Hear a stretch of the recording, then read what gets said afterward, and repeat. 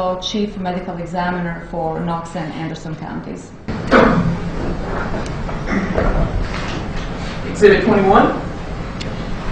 Exhibit 21 is the original photograph taken at the scene of the body as it was found. Mr. Newsom was discovered around noon on Sunday, and that was the January, as I remember, January 7th, or will it be 7th? I'm trying to remember 7th, yes. I apologize.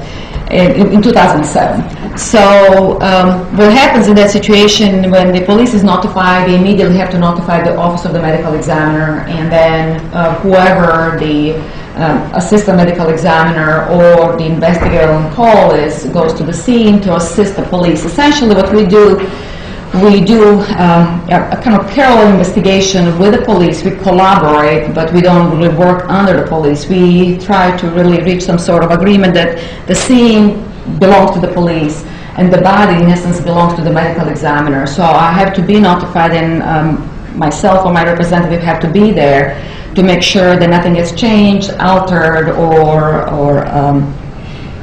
essentially messed with in essence. And that's why here we can see exactly how the body was recovered before anything was touched or the body was moved. And you can see a couple of things. First of all, obviously there's a lot of thermal fire injury on the body of Mr. Newsom, and it's kind of gradual. It goes from like a really heavily involved area to slightly less dense, and then area of sparing, such as feet. Another thing that it's interesting to notice is that there was an outline of sort of like a cover shroud that the body was originally placed in. Some fragments of that shroud, which turned out to be comforter or comforter-like material, was originally on the body or surrounding the body, and some fragments of that comforter were emanating kind of gasoline-like odor. And obviously, whatever came with the body to our office was recovered and saved to be analyzed. So obviously we have outline of that kind of shroud or cover that was on the body. One thing that it's also noticeable that the upper part is really heavily involved with charring, and it was greater than 80% of the body surface that was involved with the heavy fire damage. And the reason for that is the remnants of the clothing was still present on the upper part, and the head was covered actually with some sweatshirt, and there was some blindfold and a gag, and all of those kind of clothing particles, of course, attracted more fire and elicited more burning, as opposed to the lower part of the body. The clothes were not present, so that's why it was a little bit less involvement with the heavy charring.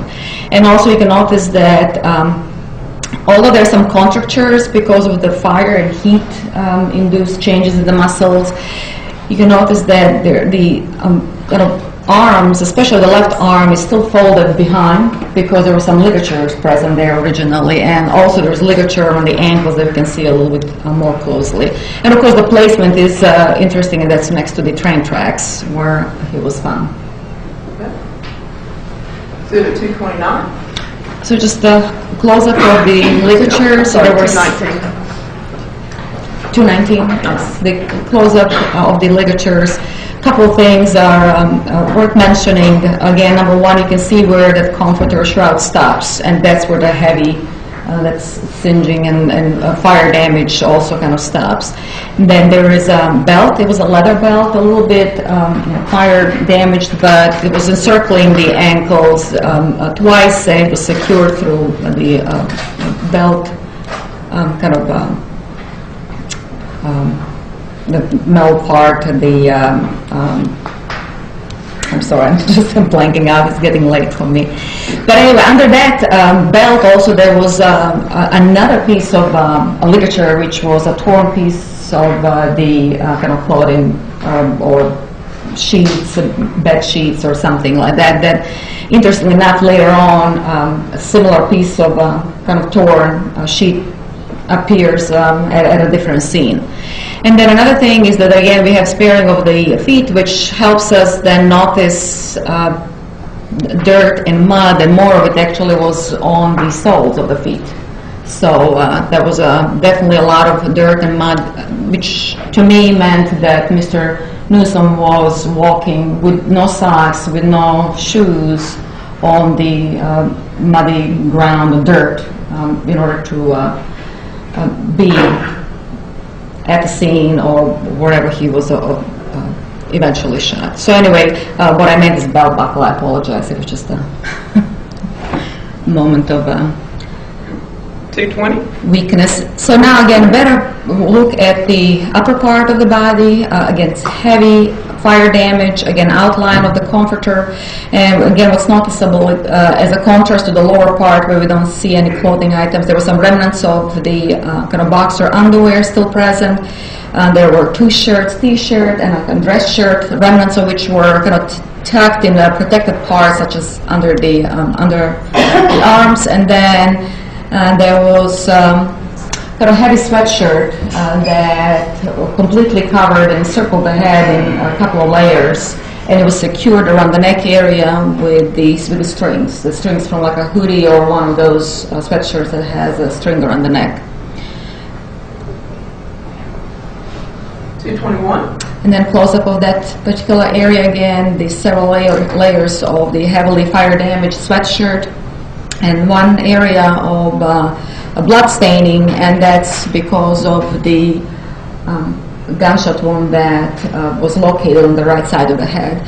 Now, this is actually a very important image because it shows several things prior to the body being moved. And you'll notice later on, as the body is being relocated and moved from the scene to the autopsy room, that some of that kind of head cover fragments, because it's essentially just charred, and then it's very brittle and it breaks down during the removal and transport of the body. So that's why it's really important to see the scene at the scene as is. So you can notice that originally it was completely covered in the head in a couple of layers, and there was a defect in the sweatshirt. It means that Mr. Newsom was shot through that sweatshirt at the scene. This is number 22. Now this is part of the removal process. Now these are the individuals from the investigating agency and the emergency medical services, but the investigator and the assistant medical examiner are at the scene when this is happening. So the body cannot be moved or altered unless the medical examiner or my representative basically approves of that. Okay, number 222. So as the body is removed and comes to the autopsy suite, and that's where the autopsy is performed, the first photograph, the evidence 222, shows exactly the body as is, and you can notice a couple of things did change during the transport, and that's that there was, again, breakdown and fragmentation of the charred head cover. 223. The photographs are taken as is, the front and back, and then what you can also notice, there are a couple of things.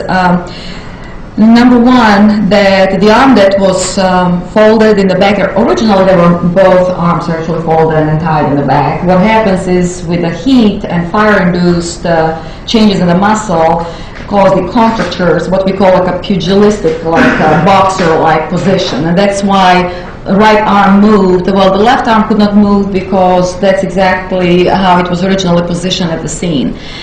And I also know that both were tied here because there was some residual ligature, kind of ligature remnants still present around the wrist, number one. And number two, you can see there's a lot of charring on the back. Had the back been completely on the ground, that would not have happened. So obviously the arms and they're folded in the back, and that's why the fire has access to the back. The areas of sparing mean that these are the areas that the body is in contact with the ground, and then again you can see that the gradual involvement, more severe upper body, a little bit less where you have just that comforter surrounding the body, and then sparing of the feet, and then the feet have a lot of mud deposited on especially on the soles and the heels. Number 224. Now the close-up in the right side of the head is viewed here. Again, you can see the breakdown and fragmentation of the charred sweatshirt. It was tied and secured around the neck with a string. And then as that breaks down now, a couple of things become evident.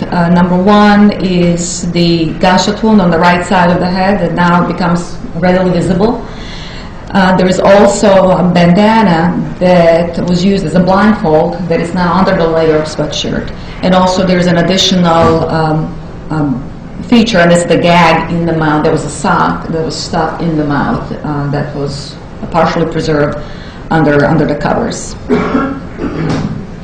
225. And now it's the features that I just mentioned are better viewed and apparent here. Of course, the gunshot wound to the right side of the head, it's just above the ear, and some of the blood that is coming from the ear is induced by the fracture of the base of the skull. Bandana is more evident, and it's actually an interesting I guess appearance of the bandana, because as I went to the scene on the companion case, there was a similar bandana that I noticed at the scene. Also, the gag, the sock in the mouth, partially is kind of pushed out because of the gas and edema or fluid that is coming from the lungs that can passively happen because of the heat exposure and the shrinking of the lungs because of the heat. And then it was secured, obviously it was secured with the kind of string that looked like the shoelaces. Partially preserved head, actually, face helped us with the identification of Mr. Newsom, and also helped us with the determination of the range of fire for the gunshot wound of the head, one of the gunshot wounds on the body. 226. And again, the bandana that appeared to be like a dark, possibly blue, now it's stained with blood and partially charred in the ends. 227. And then the gag that was in the mouth, part that was exposed to the fire, of course, has changes from that, and then the shoelace, the string that was securing the gag around the lower face. 228. And then obviously that's the gag that now I unfolded, and it's blood stained because of the gunshot wound to the head that induced a lot of hemorrhage originally from the ear, in the mouth, and obviously from the head wound. 229. Now after the hair is shaved, the gunshot wound of the right side of the head becomes apparent, and there are several features that are important to mention. Obviously, gunshot wound of entrance. It has a nice central defect, and gunshot wound of entrance in general is going to have a central defect because when the missile enters the body or the skin, it takes a part of the skin with it. So there's part of the skin that goes with the bullet inside the head. The tearing, so this is a central defect. The tearing, what we call lacerations, they're usually indication there are a lot of gases creating under the skin, under the scalp, as the missile enters the head, and that's going to happen particularly when the gunshot wound is very close range, and especially if it's a contact gunshot wound. So all those gases, the gunpowder and the soot with heat and flames, essentially. If it's a contact gunshot wound, cannot really escape anywhere else, but it goes under the scalp and basically elevates it and tears it. So that's evidence of like energy release due to a contact gunshot wound of the head. And another evidence that it's a contact gunshot wound is that you can notice that this skin, the scalp, is not singed and it's not fire damaged because the sweatshirt protected it in essence. So I can say confidently that the black soot in the margin of this wound is the soot and gunpowder residue coming from the gun. And of course, more importantly, it was not just deposited on the scalp or on the skin, it was deposited deep within the wound, including the bone. And there are a couple of photographs to show that. So that obviously indicates that it was a contact gunshot wound of the head. 230. And that's exactly one of the features that I just discussed, and that's evidence that it's a contact gunshot wound of the head. We are looking at the inside of the skull cap. So usually at the time of the autopsy, we're going to make a cut in the back of the head between the ears to connect it, and then we have to deflect the scalp to the front and the back to visualize the skull, the bone, the skull cap. And then we have to make an incision with a special saw in the bone to remove that skull cap to expose the brain. So when we remove the skull cap and then when I flip it, that's exactly what I'm seeing inside. I'm seeing the imprints from the blood vessels. All of these, that's what the blood vessels course on the inside of the skull. And then you can see the characteristics of the gunshot wound of entrance, and especially contact gunshot wound of entrance, because it creates internal beveling. So when the bullet goes through the bone, it's going to cause beveling of the bone, and the beveling is going to be indicative of the direction of the wound. If it's on the outside of the skull, that means that it's exit. If it's on the inside of the skull or the skull cap, that's the entrance. So on the inside of the skull, I have the beveling, internal beveling, and then on top of that, there is a black-gray soot and gunpowder deposit on the bone itself. So again, another indication that it's a contact gunshot wound. 238. So one of the reasons why we performed complete autopsy is, number one, indicate the injury, the damage, document the damage. This particular bullet, of course, as it entered above what we call parietal temporal area above the ear, went through the right hemisphere of the brain, the right half of the brain, and then went steeply down, involving the brainstem, one of the parts of the brainstem which connects the brain with the spinal cord, so-called pons. Those are the areas where a lot of vital centers are. So this particular bullet then from the hemisphere went to the brainstem, and that's how it crossed the middle of the head area, and then ended up kind of carving out or entering the base of the skull on the left side, and that would be kind of at the level of the eye, behind the eye, what's so-called Peter's temporal bone, kind of level of the eye and ear, inside the base of the skull. That's where the bullet was recovered, and it's a bullet that was deformed. It was a lead bullet, which I recovered. Now, number 3 just pertains to the fact that this was the last of the 3 bullets recovered. It doesn't really mean that it's the last fire. What this means is that as we go through the autopsy procedure, the head is always the last area that we examine and open. So that was the last area of the body that I approached to examine, and that's why it was the last bullet recovered at the time of the autopsy. 232. For orientation, this is actually the second gunshot wound on the body. Usually in my report, I describe gunshot wounds in the anatomical order, going from top down. So this was the number 2 wound described. For orientation, the head would be in this area. So this is the right side of the neck, and this is the right shoulder. So right in the region where the shoulder and the neck meet, so the neck and the shoulder meet, there was another gunshot wound of entrance.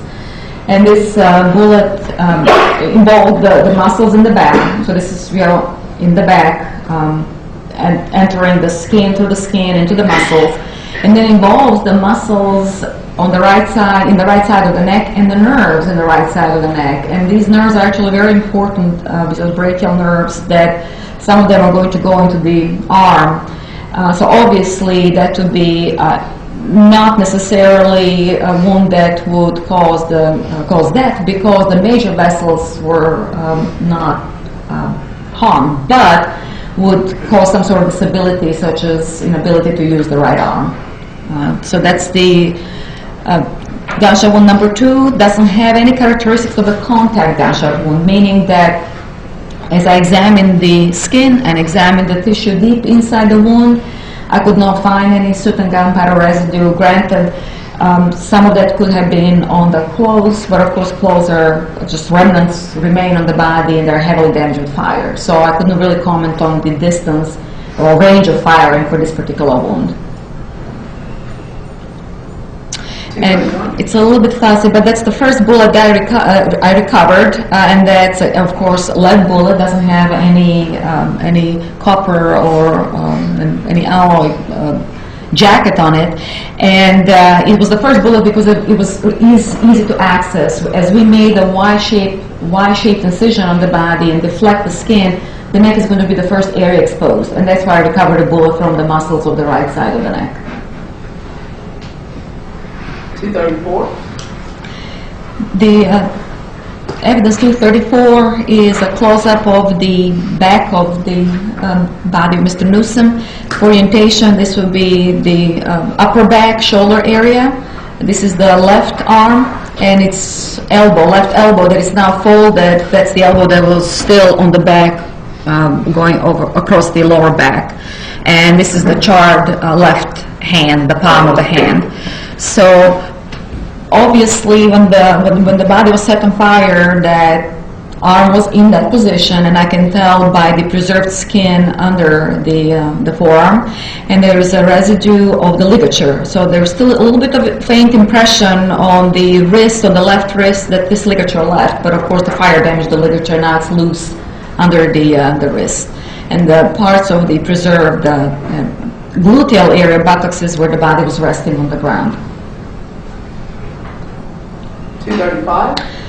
So the better view of that area after the arm now is moved shows a couple of features of partial preserved skin, again where the body is in contact with the ground, preserved area where the arm was originally kind of tied and placed, and then there is an area of damage, pretty heavily damaged, because obviously the folded forearm or arms made that accessible to the fire, of course. It's an important area because in spite of the heavy damage due to the fire, there was still evidence that that's where the entrance of the third gunshot wound was. So this is the area where the third gunshot wound entered the body. 236. Or I should say the third bullet or missile entered the body. So again, it's the beginning of the entrance area of the third gunshot wound. Again, so the upper body would be here. This is now the lower body, and this is the left flank, left lumbar area.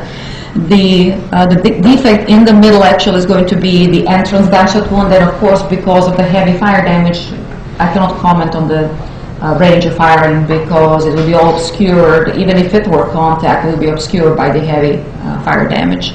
So this is the entrance area of the for the third bullet. 237.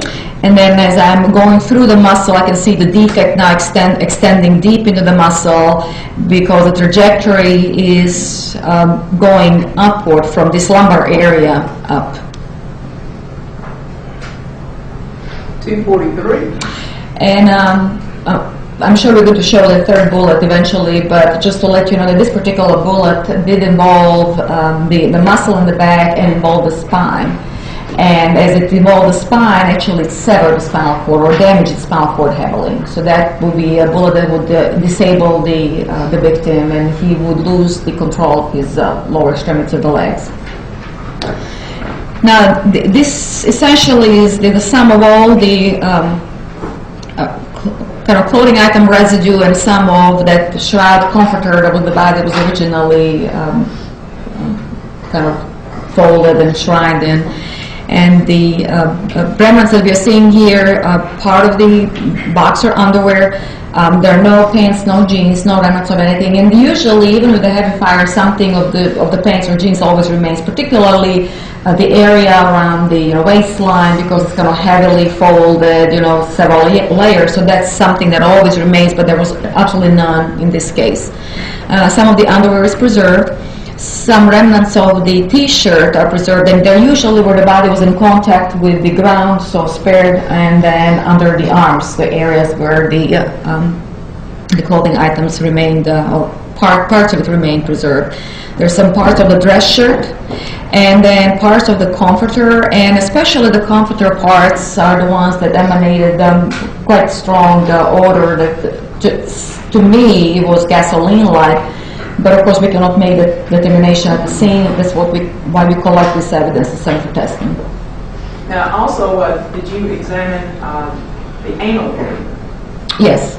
And if you could you tell us about your observations and finding of Chris Newsom's anal cavity? The entire anus circumferentially was bruised and damaged. There were several lacerations or tears in that area. So with that observation like that would not be certainly sufficient. Now I have to also mention that particular area, as you remember, the part of the buttocks, the gluteal area was preserved because the fire could not reach all the way in that region. So it was spared as far as the fire is concerned, and it was relatively easy because of that to examine it. So obviously the trauma that I'm seeing with the naked eye is obvious, but I still have to confirm it by taking sections from the area. So I did take multiple sections to confirm that what I'm looking at is truly bruising, truly tears or lacerations. So when I sample it, I look under the microscope, and then I confirm not only that it's the injury, true trauma, but I can also then look at the kind of components of the trauma and see if there is any tissue reaction to the trauma. That might tell me that the victim survived, and for how long maybe he survived this trauma to the anogenital region, anal region. And now, how is it that you can tell how long he survived after the trauma? No, I cannot be very precise, unfortunately. I cannot really narrow it down to in a minute, and sometimes we have to be very careful even about whether it's, a couple hours and how many. I cannot be that precise with the microscopic examination. But there is always very similar kind of healing process when it comes to injury in each and every human being. We can differ individually a little bit, but in general, some main physiologic processes are always followed, regardless of who we are. And that's essentially that originally when the tear or bruise happens, and if you really observe your own injury on your body, you're going to notice a set of changes, color change or whatever. Well, first thing that really happens before even any color is going to change is that if the bleeding happens in the tissue, the blood is regarded by our own body and our immune system as a foreign material in the tissue. So that's why the body is going to send sort of cells or defense mechanism to kind of wall off the area of the damaged and to heal it.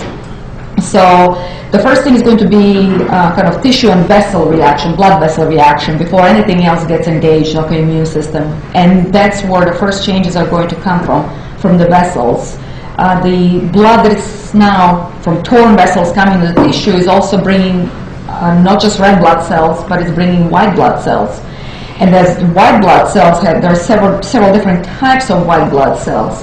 And based on which white blood cells come to the tissue, I can then say, this is going to be day one, and within day one, this is going to be, maybe first 6 hours or very beginning of the trauma versus the second part of the day one, and then day two, I'm going to see another part or type of white blood cells coming to the tissue, and then day three is going to be another type. So within the first day, I can say this is all now day one. And now I'm trying to be more precise and say within this day one, is it going to be the first part of day one after the injury? So I can tell, this is the first part of day one that I'm seeing this injury. And then within that kind of part of the day, or hours now, I'm dealing with the hours now, how many changes do I see? So I can say, okay, I see that Mr. Newsom survived for a short period of time. I'm seeing that the white blood cells are starting to gather in the area of the damage, and they're trying to enter the tissue. But they're not in great numbers, and they're not far from the area of damage, meaning that they have not migrated far. So I can say now with some sort of certainty, medical certainty, and kind of physiologic certainty that this is happening within the first couple of hours of the damage. So I can say yes, he was alive when this happened, and he lived for at least a couple hours after the damage, because I'm seeing tissue reaction to the damage, but I know that he didn't live past those couple of hours. So that's how essentially I'm trying to narrow down this time frame. So yes, he's alive, he lives for a short period of time, it's a couple of hours, but I cannot narrow it more than that. And after that, then he dies from the gunshot wounds. And now as far as the gunshot wounds, is there any way for you to tell us the order of the gunshot wounds? The order is hard to really guess precisely, but there are a couple of things that we can look at. We can look at the range and the distance. So the only one that was a contact, and the only one that really would be immediate reason for death would be gunshot wound on the head. So I can say that if there's multiple shooting, obviously the shooting usually, especially with the multiple gunshot wounds or bullets fired, shooting is going to happen until the victim falls down and doesn't move anymore. So that's basically how we approach the case. So which wound would cause the victim not to move anymore? Well, that would be a gunshot wound to the head. That's a given, because that's a deadly gunshot wound that involves the vital centers in the brain.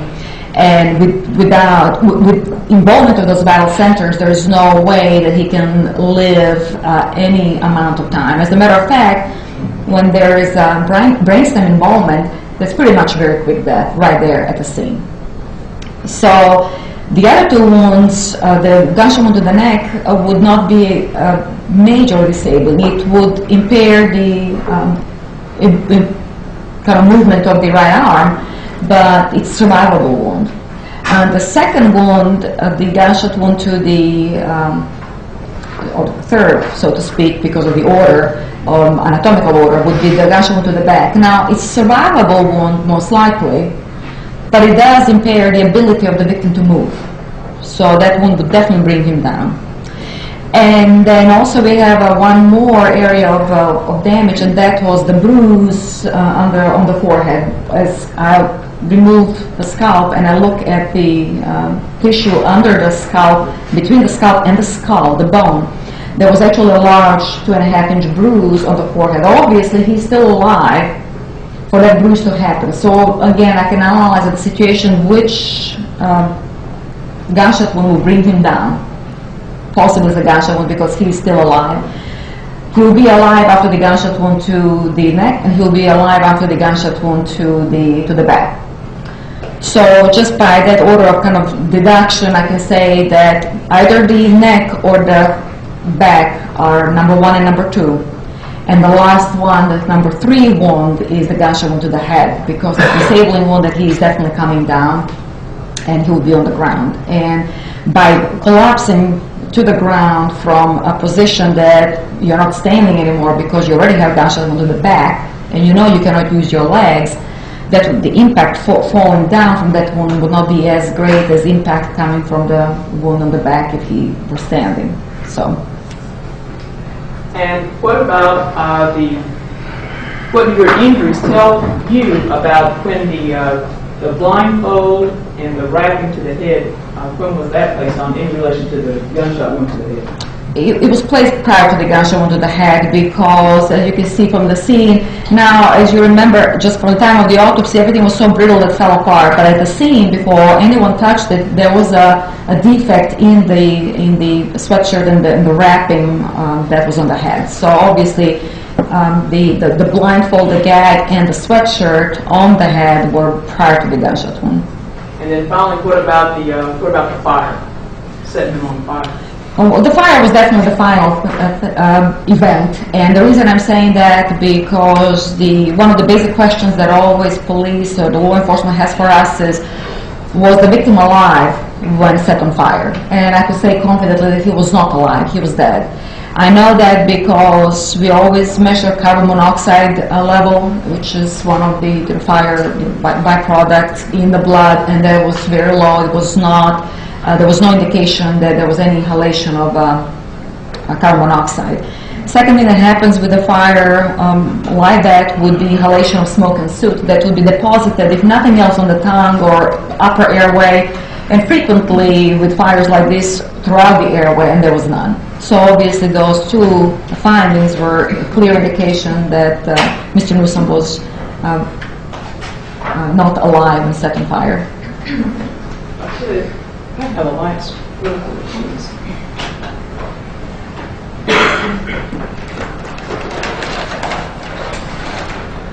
So for the anal penetration, we know that he was alive. Yes.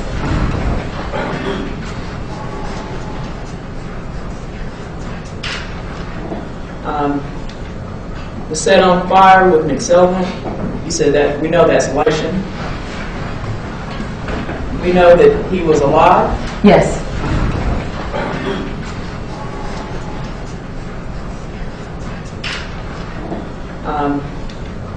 Was set on fire with an accelerant. You said that, we know that's last? That had to be the last, yes. He is not alive anymore.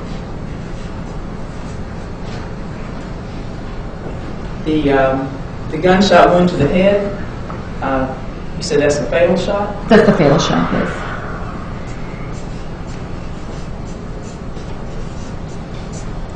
The gunshot wound that to the shoulder, how would you describe that shot?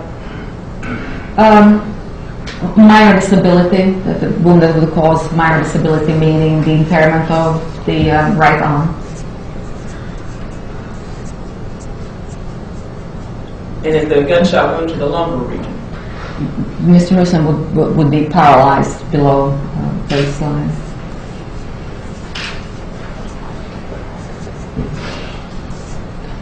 And as far as the bound, blindfolded, and gagged, all we know is that that happened prior to the head. That's correct. Head lesion. That's correct.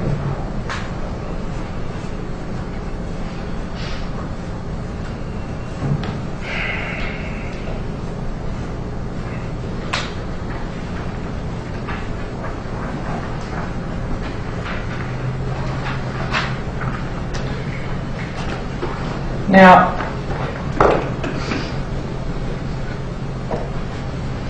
as part of your autopsy, are you able to determine the trajectory of the bullets into the body of Mr. Newsom?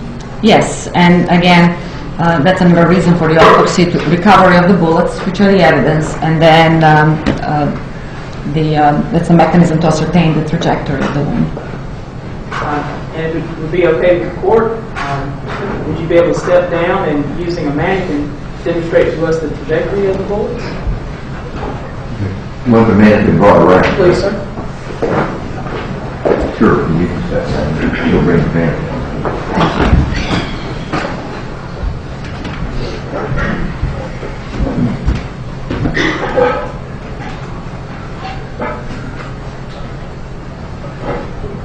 Thank you. Please.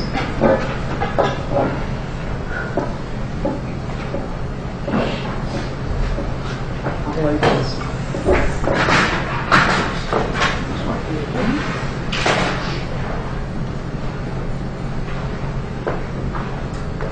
I'll go in the anatomic order, Sure. just like it's in the autopsy report. So the first wound, just to show everyone, that's going to be the entrance in the what we call parietal and temporal area above the ear.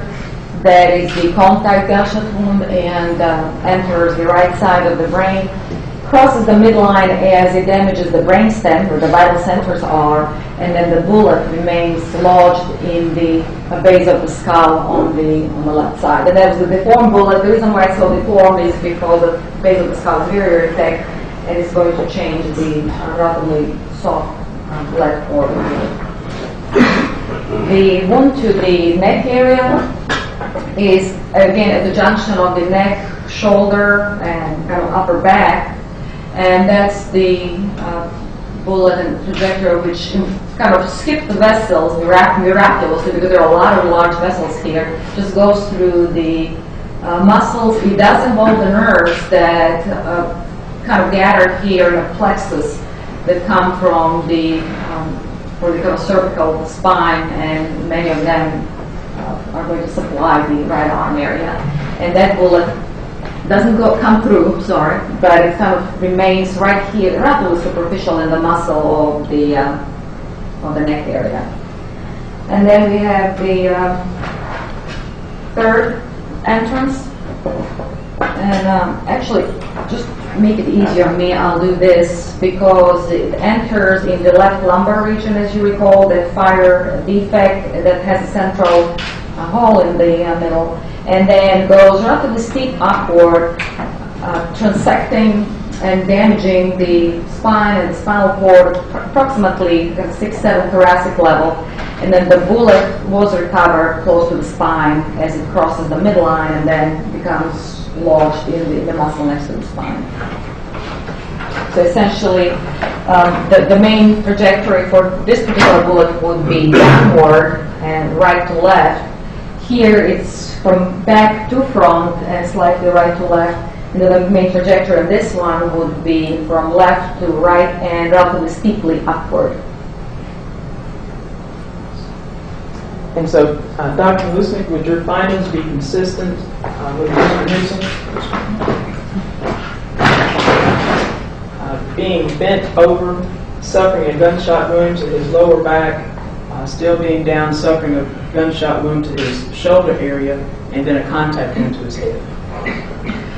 Right. The one that is relatively simple to understand, of course, will be the one that is straight. The one that is in the lumbar area, the main understanding really is that the victim would have to be the best scenario, so to speak. There's never just one scenario in discussion, but the best way, the easiest way would be in this particular direction to administer the steeply upward trajectory.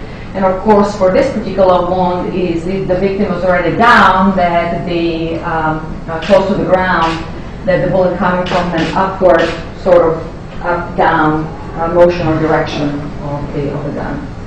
Now, additionally, Dr. Lusnik, the location where Mr. Newsom was found, are your findings consistent or inconsistent with that being the location where he was actually shot? The could have been location, I believe the area was canvassed, and I don't recall that there was any blood anywhere else. Most of the blood and the bleeding was present on that kind of comforter that was surrounding the body. And as I recall from the scene, there were not evidence of the body being dragged or anything like that. That could have been carried by several individuals, but obviously from the dirt on the feet, we know that the victim did walk outside. So it would make sense that it would be in the vicinity of where the body was found. Now, using this mannequin head, could you demonstrate on the mannequin head with a marker?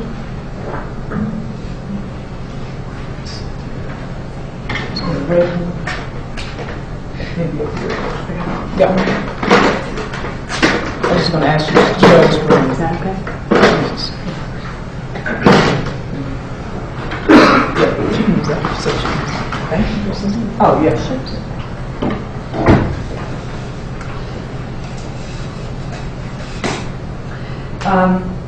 There were two areas of hemorrhage when I looked at the tissue under the scalp and close to the bone.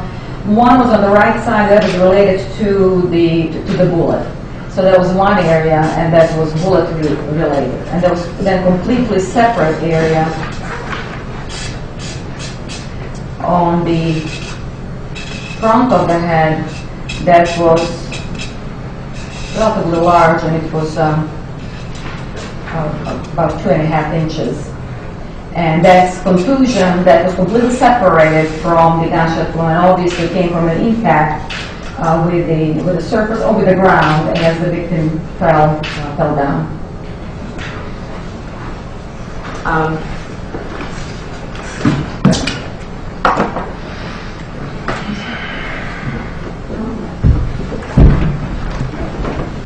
Did you also examine Mr. Newsom's stomach content? Yes, and as you recall, there was really no any particular residual food in the stomach. How long does it take for an individual for their stomach to empty out?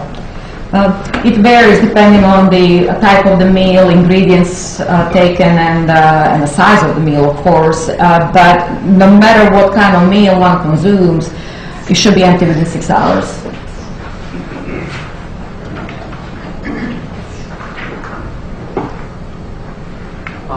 The bullet number 2, exhibit 233.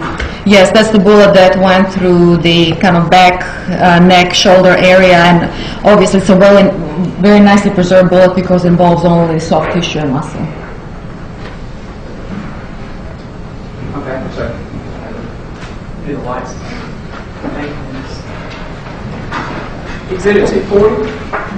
240 now is a close-up in the autopsy room that a couple of things are important again. The belt as a ligature, and then another ligature that's kind of floral pattern, multicolored, torn sheet or some bedding, something like that. And then, of course, area that was not covered with the comforter, that it's not involved in this fire, and some of the mud and dirt on the sole of the feet. And we'll see in the rest of the body, the extremities in particular showed a lot of blistering, a kind of blistering and then charring of those blisters, which frequently goes along with like a flash fire or very sudden fire that can be seen with accelerants when they're applied. 241.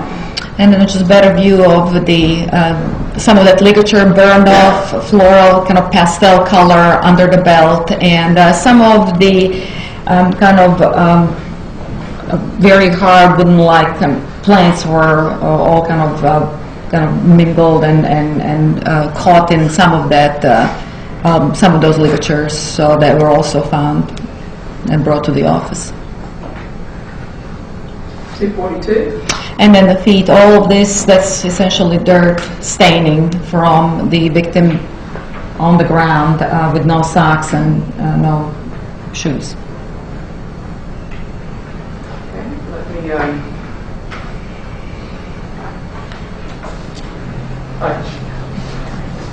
if I can approach and show you Exhibit 396.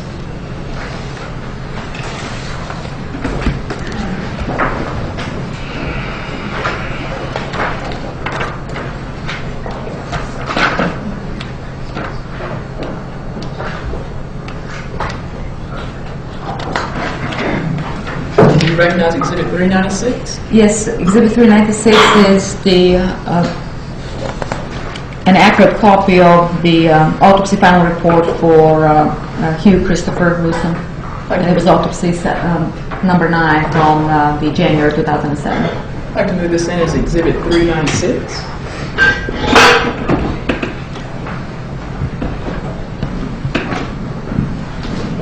All right, news. What is our very last number?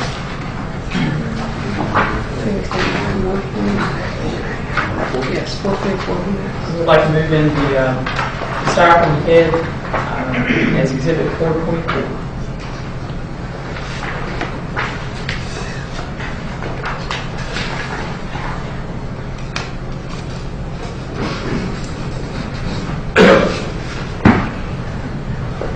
Mr. Newsom's body,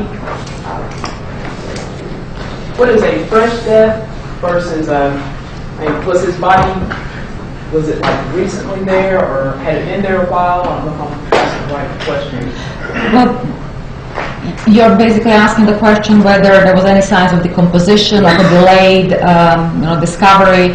No, as a matter of fact, when he was discovered on that Sunday, on the 7th, the autopsy was done the next day in the morning, on the 8th, and there were no indication of any post-mortem, what we call autolysis, breakdown of the tissue or decomposition. So obviously it was that occurred relatively shortly prior to the discovery and the autopsy. Would your findings at the autopsy be consistent with his death occurring within 12 hours of him being found? Yeah, he was found around noon that Sunday, and all the findings are consistent with the death occurring anytime between 11 o'clock, midnight, somewhere around that time. I cannot really be precise with the hour, but that would be a time frame that would correspond to all the findings found in the autopsy. So 11 o'clock, midnight, Saturday and Sunday. Oh, yes. And did you also take rectal swabs from Mr. Newsom? Yes. If I can show you 425 and ask if you recognize Exhibit 425. We'll have to Sorry cut about it. that.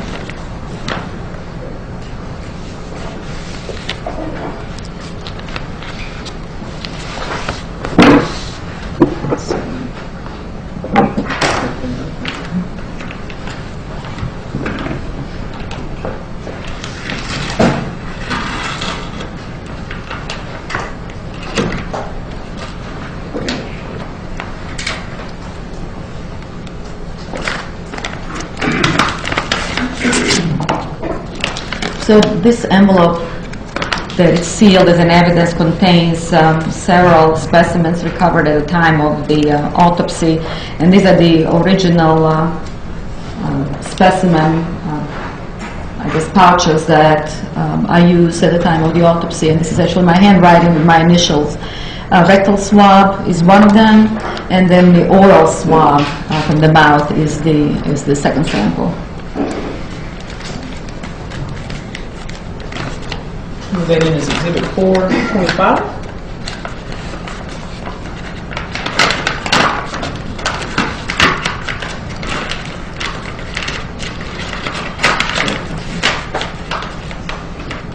And your autopsy of Mr. Newsom, was it consistent with Mr. Newsom having a blunt object forced inside of his anus?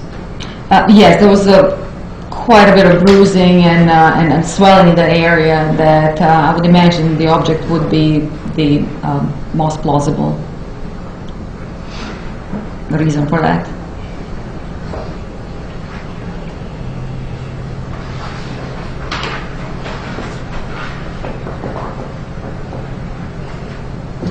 And you talked to us about making a determination about the fire occurring after the death. Yes. Let me show you Exhibit 398 and ask if you recognize Exhibit 398.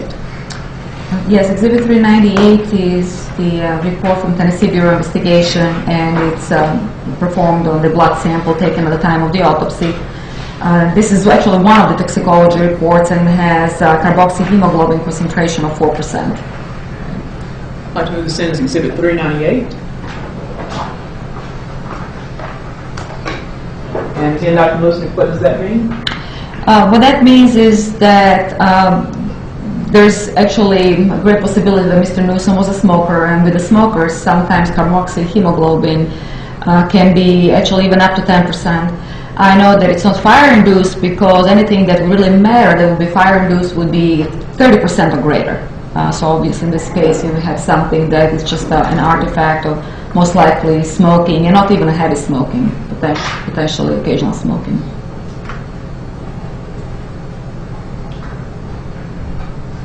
All right, if we can go to Ms. Christian's autopsy. You also performed the autopsy on Ms. Christian. Yes. And on this one, did you actually go to the scene? Yes, I did go to the scene because it was a Tuesday. Actually, that was around time that most of the homicides I performed in the office myself. And when the call came that the body was found, that it could be related to the autopsy that I already performed on Monday, I did go then to the scene Tuesday.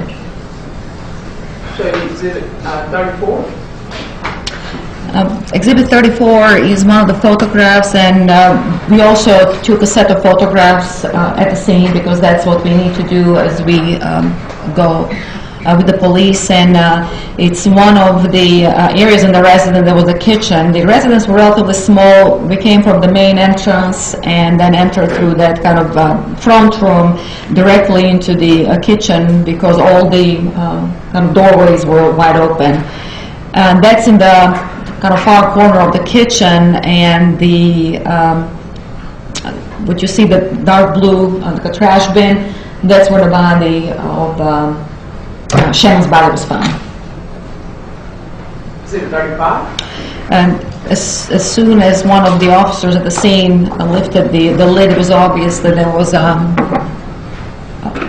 human body inside because the piece of skin or fragment or segment of skin was visible here in spite of all the different covers on top of it. And then it's a better view. Yes, Exhibit 36. Again, it's a better view. It's a little bit deformed, of course, because you have an adult person now stuffed really in this bin. The shoulder area is visible. What you see here, some of the bags, actually the body was not just put in the bin, but it was in 5 different large garbage bags, and then in this trash bin. And then some of the ligatures were applied to it, and on top of that there were kind of different pieces of kind of bedding and some curtain pieces, and so it was all on top of the body. 244. What we did is, as soon as we kind of assessed the scene, took all the photographs and kind of get familiar with the surrounding and what could have transpired and how the body was found, then our always suggestion is, and actually that was me there, our suggestion was just to put everything untouched the way how it is, just put the lid back, put it in a tarp, and then transport it to our office. And then from that point on, that we would then take the body and go step by step, try not to lose any evidence. 245. And this is now in the back area, intake area of the forensic center, where the body came from, the intake area here. And again, it's in a sealed tarp, as is with the autopsy number on top. 246. And then again, that's in our facility. Again, you can see everything is the way it was at the scene. Nothing was perturbed, nothing was touched. And then we just went layer by layer from the pieces of the comforter and the curtains and bedspreads all the way to the body to record everything that was on the body, present and around the body. And then what was also important is the finding of this particular bag, because had anybody actually disturbed and moved the body before or prior to me assessing it, it would have actually changed possibly the wording of the kind of cause of that. And the reason I'm saying is that there was this is Shannon's face. She's kind of facing kind of down a little bit at an angle, and a white bag was originally tied in the back, so it would be the back of the head. The front of the, or the face is completely covered with this bag, and then the area that was tied kind of got untied as the trash bin was transported to our office. So obviously the bag, plastic bag over the face would prevent breathing. So that's one of the reasons, one of the mechanisms why Channon died. 247. Now we are removing all the layers, and then you can appreciate the different bags that we'll see later on. In addition to the this white bag covering the face, kind of getting untied in the back, some of her clothing items are visible, and some of the ligatures, because there are several different ligatures that were on Channon that kind of forced her in a fetal-like position in order to, I guess, put her in the bin.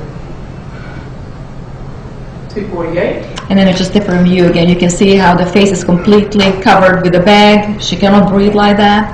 Also, she is really in a very awkward position, kind of in a fetal position, and that position itself would be very detrimental to her ability to breathe. So obviously that's another kind of mechanism that would be contributing to the plastic bag over her face, and that would be positional asphyxia. And then another thing, with all the items on top of her and the lid being on top of the bin, that would be a third component of this asphyxia, which is confined space asphyxia. So essentially, she was not able to breathe with all those elements and parts of the findings that we noticed. 249. That's one of the ligatures close to the neck area that shows like a triple knot, and we took pictures of all the ligatures and all the knots just to make sure that we preserve them, because at that time we were ready to take Channon out of this bin, and we were making sure that nothing gets altered, or if it does get altered, at least it's documented.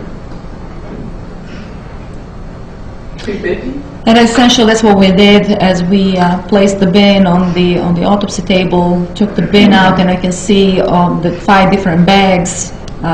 We took them essentially layer by layer, and then her body now as it emerges from the bags. 251.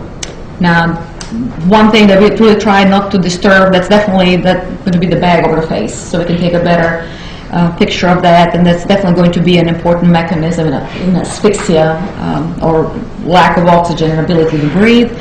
And then again, the ligature around the neck that is kind of folded a couple of times, and also brings the lower extremities close to the neck, forcing her in a fetal position. 252. And then again, just another view again from the back, completely covering the face. Obviously, it was tied originally, now it got untied. Ligature around the neck, and then some of her clothing items. And that's essentially the only thing that she had was that striped sweater and a little camisole underneath. 253. And this is the position that Channon was in the bin. Essentially, this is the position in which she died. The ligature now better visible with the kind of semi-sheer curtain-like material bringing the knees and thighs close to her chin and forcing her in a fetal position. And then again, another ligature looked like possibly some kind of thicker, denser curtain or maybe even bed cover. It was hard to tell.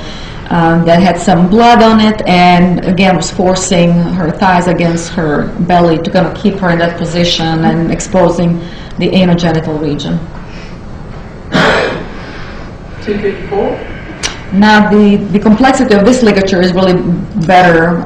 The kind of semi-sheer curtain is better appreciated, and that's the ankles with bringing them to the thighs and the knees. Next to her face, and you can actually see the way how Channon was positioned in the bin, that the face, the left cheek was actually pressing against her knee. That's why it's all kind of indented. Another thing that it's also important to notice is the distribution of so-called lividity or settling of the blood after that. When one dies, then the circulation stops, and then the blood essentially follows the just kind of dependent gravity kind of directed settling in the vessels, and then from the vessels finally goes into the tissue and becomes what we say fixed. And lividity or that discoloration of the body, depending where the blood settles after that, essentially goes along with the kind of first 24-hour position of the body, because after 24 hours it's completely fixed, and it was fixed in Channon's case. Prior to that, if had the body been moved, that lividity could have shifted. So in this case, the lividity remained as is, meaning that most likely she was in that position for some time in the bin. Another thing that is also noticeable here is that kind of purple blue discoloration of the lips, and we can see that in a close-up later on, and that's essentially what I would call cyanotic or cyanosis, which indicates the lack of oxygen. That's why if the blood cannot get oxygenated because one cannot breathe or prevented from breathing for different reasons, it won't get enough oxygen to remain bright red, so it becomes kind of bluish purple, and that's how it discolors the areas where the skin is very, very thin, or where the skin becomes kind of mucosa, and that's lips are a perfect example of that. So that's cyanosis. Sometimes you can see cyanosis in people who have like a lung disease. They can become bluish purple lips because they don't get enough oxygen. Well, that's essentially the same kind of mechanism here. Lack of oxygen produces cyanosis. 255.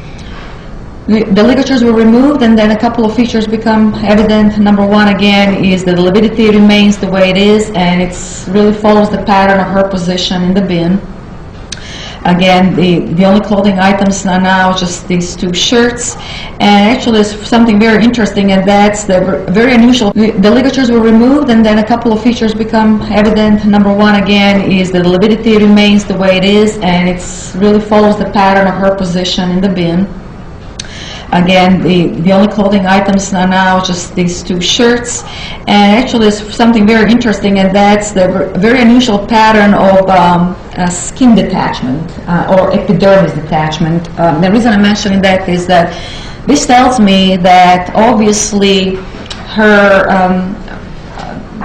post-mortem period is a little bit longer than I would have predicted, let's say. It's definitely longer than 24 hours, meaning that obviously she was in the bin for at least 24 hours. Now I have to be careful putting exact time frame to these 24 hours, and the reason for that is that the residence was very, very, very warm. It was much warmer than your normal, whatever, like 68, 72 degree, 74 degree residence that we usually have in our homes in the winter. So that would cause post-mortem changes to be a little bit accelerated. I see this detachment usually after like a 72 hours, but in this case it appeared a little bit earlier, I think, for another reason, and that's that not only was it very warm in the residence, so the process of decomposition is accelerated, but it was distributed in like a really weird area, kind of just confined on this area of the body, and the body itself emanated like a really strange odor. One of the things that we have to kind of pay attention to is not just visual what we see, but also odors coming from the body. And the human decomposition has a certain specific odor, but this is not odor of regular human decomposition. It was a kind of chemical odor. So obviously the something was applied in this area that kind of changed that post-mortem smell that I usually encounter, but I could not really define exactly what it was. So that could be consequence of accelerated decomposition, number one, because of the warmth in the residence, number two, because a lot of the settling of the blood is happening in the lower part of the body, because that's how she was positioned in the bin, and then number three, application of some sort of chemical post-mortem that changed that odor, that gave it chemical odor after odor examination. 256. And that's one of the photographs at the time of the autopsy. Now, the first part of the exam was actually done on the date of discovery, which was the 9th, January 9th. And the reason why we postponed the second part is that the crime scene specialists, they tried to, or they attempted to lift potentially some fingerprints from the body. Sometimes it can be done, the fingerprints from the skin from the body can be done. In this case, they were not successful. And one of the reasons, because of that premature accelerated decomposition and the detachment of the skin, and also there was a lot of humidity in those bags that the body was positioned in, and that would prevent the fingerprinting on the body. That's why we see this kind of grayish brown or black discoloration. That's the attempt to fingerprint the body, which sometimes can be done. The identification photograph shows a couple of more features, and that's again that purple-blue discoloration or cyanosis, cyanotic appearance of the lips because of the lack of oxygen, and then also pressure mark with indentation on the left face, and that's because of the body and the head is pressed against the knee and against the side of the trash bin. Looking at Exhibit 256, did you also notice anything about her eyes? Well, the eyes remain open. Now, this is not really necessarily indication of any particular mechanism of that, but obviously, at the time of that, the eyes remained open, and they had kind of dark gray discoloration or line across them. Again, it just goes along with the process of dying. Now, it's not specific for like a relatively slow dying process, but it can be found in those deaths. Exhibit 259. 259 is the photograph of the inside of the upper lip, and there was an area of damage. It was on the gingiva and it was on the inside of the lip. This sort of damage is what we call like an abrasion or like a kind of deep scrape. Obviously, it can be induced by a couple of different mechanisms. One of them, if the lip is pressed really hard, and then the teeth can scrape the inside, or if there's some forceful insertion of an object in the mouth, that's what can happen. We can see it on the kids if they're forcefully fed sometimes, tearing the frenulum, but we can see it with the adults, obviously, if there is something or some object forcefully forced into the mouth. Could that be caused by forcing a penis in and out of her mouth? It could happen, certainly, yes, especially if she's clenching her teeth. Exhibit 260. There's a close-up of the neck area. Some of the discoloration is just, again, lividity settling of the blood because of the bent neck area. We took the close-up because one of the concerns is always going to be strangulation, but there were no signs of strangulation. All the findings were really findings pertaining to the kind of slow asphyxia because of the bag over the face, because of the position, fetal position or positional asphyxia, and confined space asphyxia because of the trash bin. 261. The close-ups of the hands were done. This is now the next day. I removed the fingernails to look for evidence. Sometimes Moving to evidence, Exhibit 326.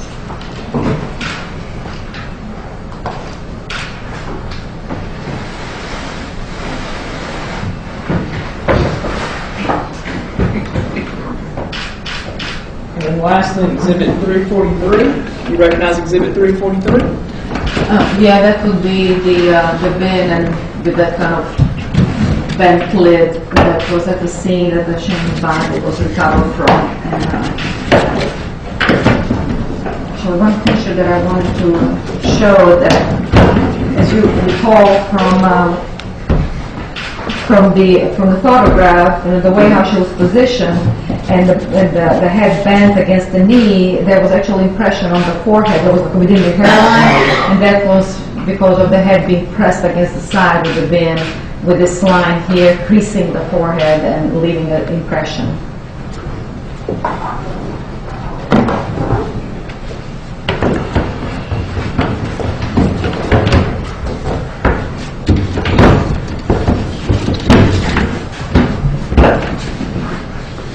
I can move to evidence, Exhibit 343.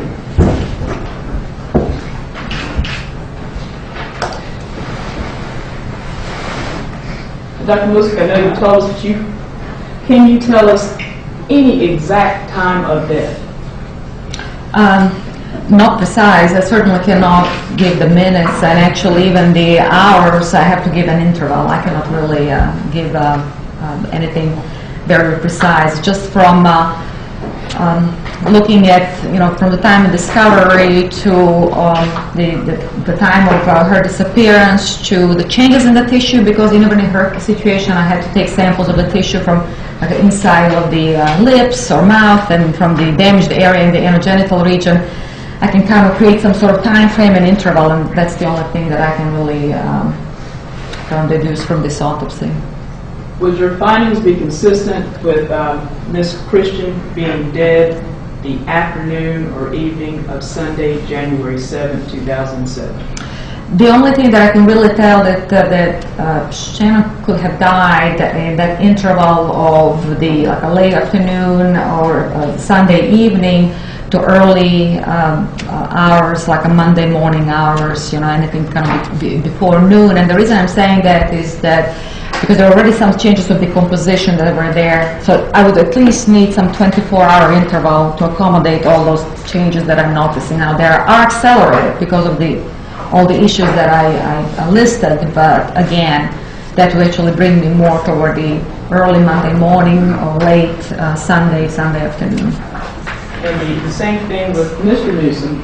Would your findings be consistent with his death occurring at around 1:45 a.m. on Sunday morning? Sunday morning before he was found, yeah, it's an interval, a couple hours that could have been, I said, anytime around midnight, and then when I say around midnight, that's going to be, plus minus a couple hours. I cannot be more precise than that. It all depends actually on the scene investigation, who saw the victims last, and any other reports that are result of investigation other than my own.